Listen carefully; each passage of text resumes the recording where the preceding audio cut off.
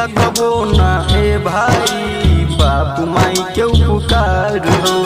दुनिया में केहू न करी बाप माई जस प्यार हो। भूलिया कबो ना हे भाई बाप माई के उपकार हो। दुनिया में केहू न करी बाप माई जस प्यार हो। सुना खुश नहीं रहा सताई के, सुना खुश नहीं रहा सताई के।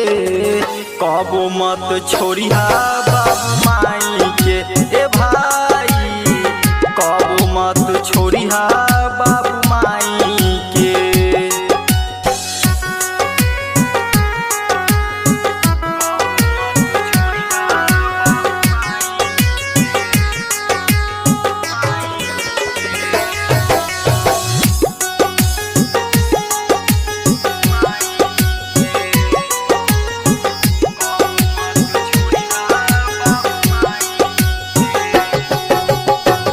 जे माई तहारा के दिहल जनमवा, तोहरे खातिर सहले सारा सितमवा। जे माई तहारा के दिहल जनमवा, तोहरे खातिर सहले सारा सितमवा।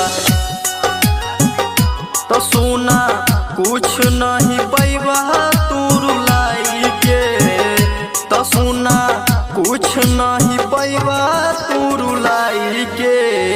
कबो नहीं छोड़िया बाप माई के ए भाई, कबो नहीं छोड़िया बाप माई के।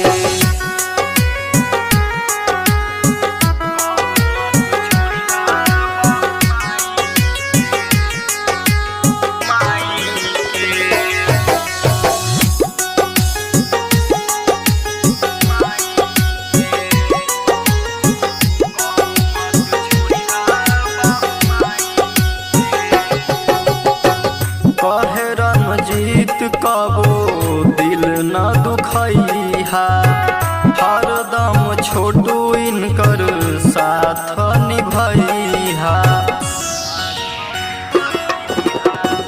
कहे रणजीत कबो दिल न दुखैहा, हरदम छोटू इनकर साथ निभैहा।